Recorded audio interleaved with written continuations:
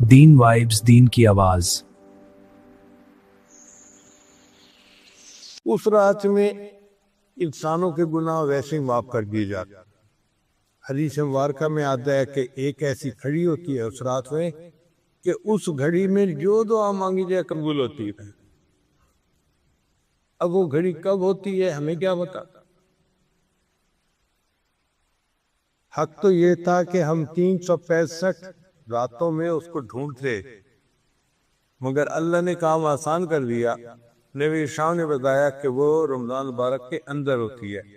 اس کا مطلب یہ ہے کہ 365 راتیں جاگنے کی ضرورت نہیں، 30 راتیں جاگنے کی ضرورت ہے۔ پھر بندہ سوچتا ہے کہ 30 راتیں جاگنا تو بڑا مشکل کام ہے، تو نبی شاہ نے کام اور آسان کر دیا۔ فرمایا کہ تم رمضان مبارک کے آخری عشرے میں لیلۃ القدر کو تلاش کرو۔ تو 20 راتیں اور نکل گئیں، باقی 10 راتیں رہ گئیں۔ پھر بندہ سوچتا ہے جی کہ 10 راتیں جاگنا بھی بڑا مشکل کام ہے، تو نبی اسلام نے کام کو اور آسان کر دیا۔ فرمایا آخری عشرے کی جو طاق راتیں ہیں ان میں اسے ڈھونڈو۔ 21، 23، 25، 27، 29، 5 راتیں بنتا ہے۔ یوں سمجھے کہ 365 میں سے 5 راتیں ہیں جن میں ہمیں لیلۃ القدر تلاش کرنی پڑے گی۔ اب بندہ سوچتا ہے یہ کہ رات کو تو ہم تلاش کریں لیکن پوری رات جاگنا تو بڑا مشکل ہے، اب تو کمزور لوگ ہیں نہیں جاگ سکتے۔ اللہ تعالیٰ نے کام کو اور آسان کر دیا۔ اللہ نے یہ تو نہیں بتلایا کہ وہ رات کی برکتیں شروع کب ہوتی ہیں، مغرب کے وقت شروع ہوتی ہیں، عشاء کے وقت، آدھی رات کے وقت، کتنے بجے۔ ایک بار بتا دی، فرمایا کہ وہ رات کو جب بھی خاص برکتیں نازل ہوتی ہیں، تنزل الملائکۃ والروح فیہا بإذن ربہم من کل امر سلام سلام ہی حتی مطلع الفجر۔ یہ برکتیں مطلع فجر تک رہتی ہیں، یہ جب روزے کا وقت ختم ہوتا ہے نا اس وقت تک رہتے ہیں۔ اس کا مطلب یہ ہوا کہ لیلۃ القدر کی برکتیں رات کے جس وقت میں بھی شروع ہوں، جب وہ شروع ہوگی تو پھر روزہ کا وقت شروع ہونے کا جو ہے نا سحری کا وقت وہاں تک رہے۔ اس کا آسان طریقہ یہ ہے کہ ہم سحری کو 1 گھنٹہ پہلے کر لیں وقت ختم ہونے سے پہلے، اور آدھا گھنٹہ جو ہے آخر کا بچا لے۔ اس آدھے گھنٹے میں 2 رکعت 4 رکعت نفل پڑھ لیا کرے اور 10-15 منٹ بیٹھ کے دعا کر لیا کرے۔ جب بھی لیلۃ القدر ہوئی تو وہ وقت لیلۃ القدر میں ضرور آئے گا اور ہمیں لیلۃ القدر پانے کا اجر مل جائے گا۔ اور اس رات کی عبادت 1000 مہینوں کی عبادت سے بہتر ہے۔ 1000 مہینے تو تمہیں 83 سال بنتے ہیں، اور 80 سال سے کم تو عمر ہوتی ہے۔ اس کا مطلب یہ کہ ایک رات اگر مل گئی تو پوری زندگی کے گناہ معاف ہیں۔ اللہ نے کام کو کتنا آسان کر لیا۔ تھوڑی سی ہمت کرنے کی بات ہے، اللہ تعالیٰ کی رحمت بہانہ ڈھونڈتی ہے مغفرت۔ استغفار اصل میں کہتے ہیں ندامت کو، شرمندگی کو، کہ بندہ جو عمل کرے، گناہ کرے، اس پر استغفار کرے، دل کے اندر ریپینٹنس محسوس کرے۔ جب ہم یوں محسوس کرتے ہیں نا یار مجھے ایسا نہیں کرنا چاہیے تھا، یار مجھ سے غلطی ہو گئی، مجھ سے بلنڈر ہو گیا، آئندہ ایسا نہیں کروں گا، یہ جو دل کے اندر ندامت اور افسوس ہوتا ہے نا، یہ اصل میں استغفار ہے۔ کہ دل پچھتاتا ہے کیوں کر بیٹھا، نہیں کرنا چاہیے تھا۔ اسی حدیث پاک میں پایا الندم توبۃ، کہ ندامت دل میں ہونا یہ بھی توبہ ہی ہے۔ تو استغفار ندامت کو کہتے ہیں، اور توبہ آئندہ گناہ نہ کرنے کا عزم صمیم کرنا، مصمم ارادہ کرنا، اس کو کہتے ہیں۔ اور استغفار بھی ہر بندے کو کرنی چاہیے، اور اپنی نیکیوں پر بھی استغفار کرنا چاہیے۔ رابعہ بصریہ اللہ کی نیک بندی کہا کرتی تھی استغفارنا یحتاج الی استغفار، کہ ہم جو اللہ کے سامنے استغفر اللہ کی تسبیح پڑھتے ہیں نا، وہ اتنی غفلت سے پڑھ رہے ہوتے ہیں اس استغفار کے اوپر ہمیں استغفار کرنے کی ضرورت ہے۔ اس لیے شریعت نے نیکی کے بعد استغفار کرنے کا حکم دیا۔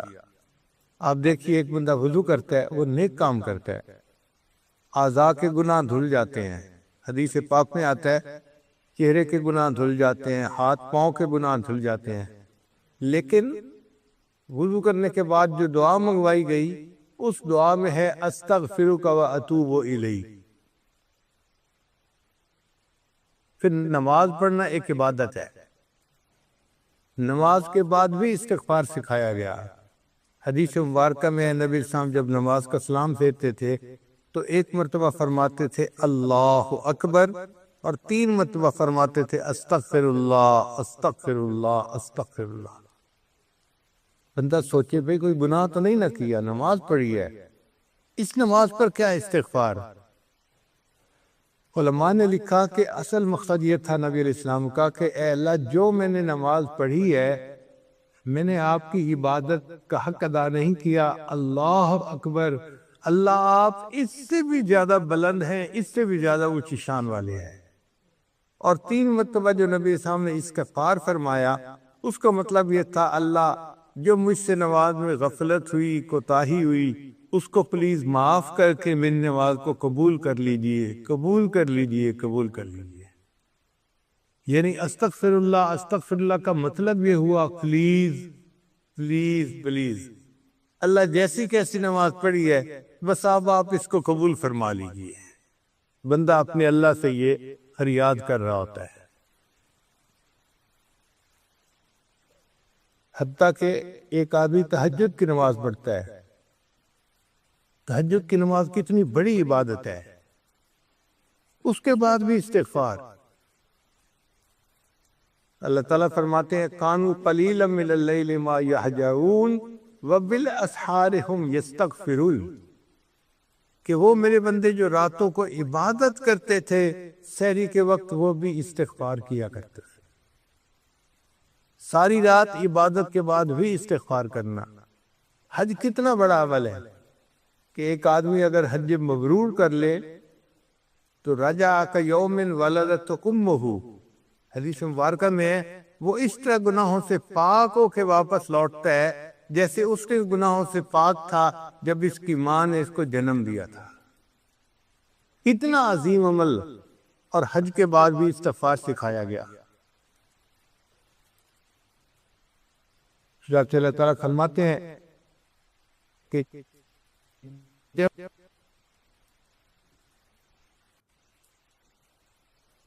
اس کا مطلب یہ ہوا کہ ہر عبادت کے بعد ہم استغفار کرنا چاہیے، اور استغفار سے اللہ تعالیٰ کی برکتیں بہت اترتی ہیں۔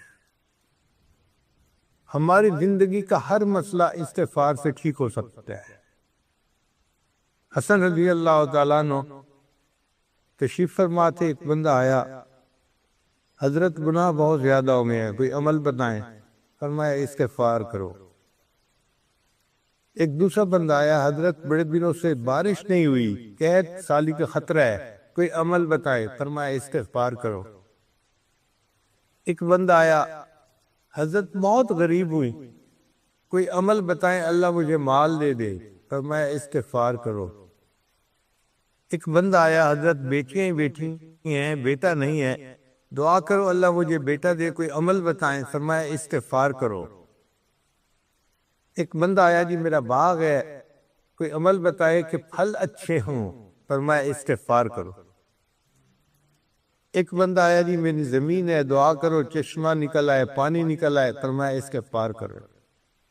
اب سننے والا بندہ بڑا پریشان، حضرت آپ کے ہاتھ میں عجیب نسخہ آ گیا،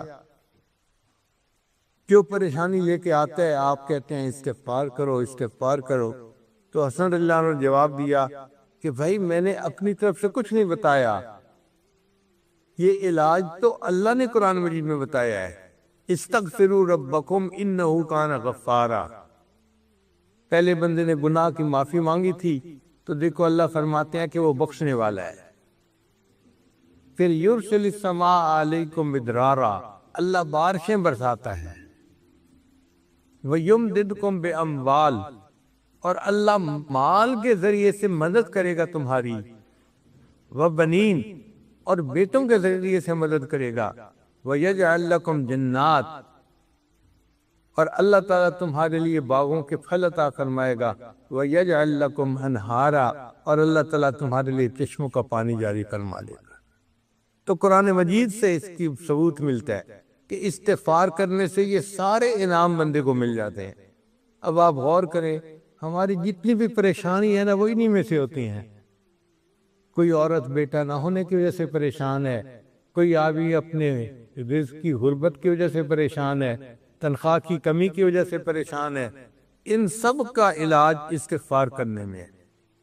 ہم استغفار کریں تو ہمیں کسی سے کوئی تعویذ کی ضرورت ہی نہیں ہے۔ استغفار ہماری تمام پریشانیوں کا حل بن جائے گا۔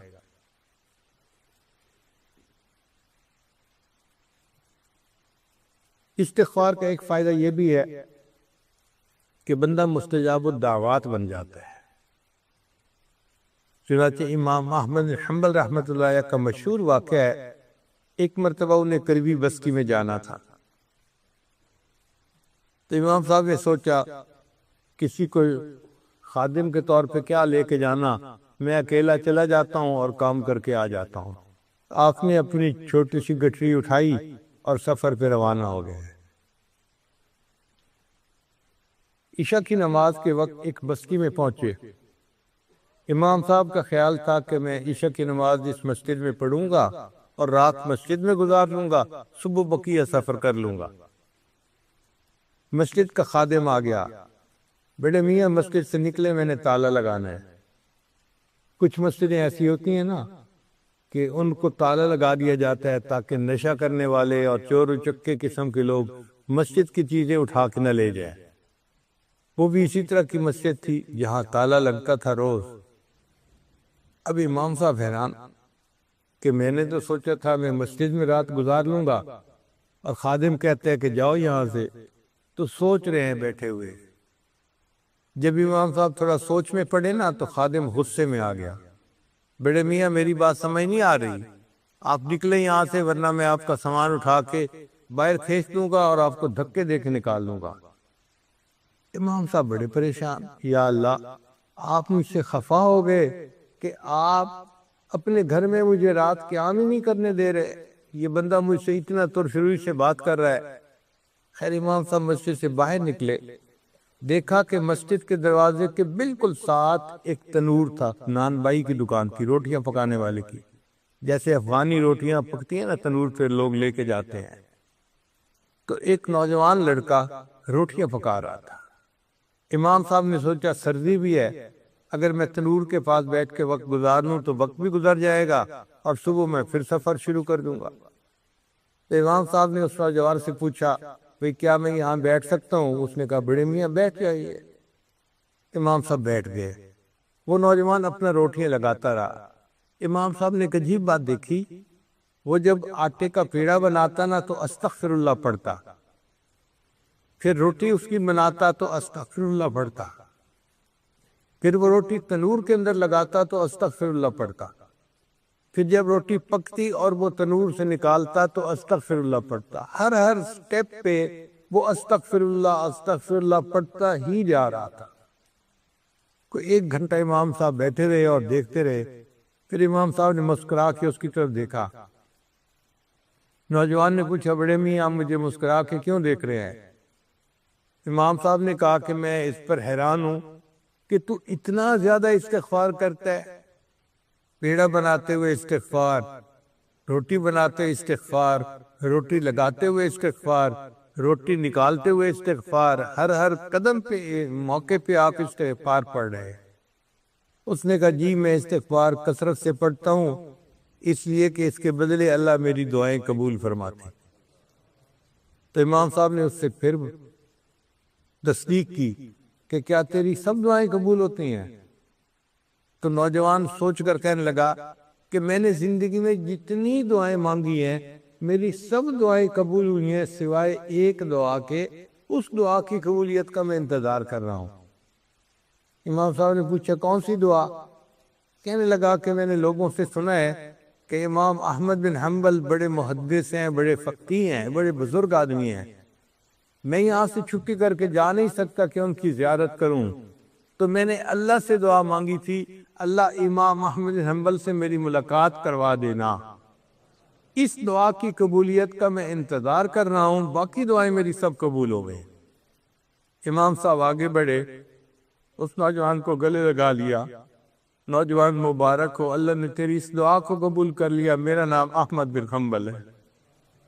پھر امام صاحب کہنے لگے اب مجھے بات سمجھ میں آئی، اگر میں مسجد میں رات گزار کے چلا جاتا تو میری آپ سے ملاقات نہ ہوتی، اللہ نے آپ سے ملاقات کرنی تھی، آپ کی دعا کو قبول فرمانا تھا، اللہ نے مجھے مشکل سے نکلوا کے تمہارے پاس بٹھایا اور یوں مجھے آپ سے ملاقات کا موقع مل گیا۔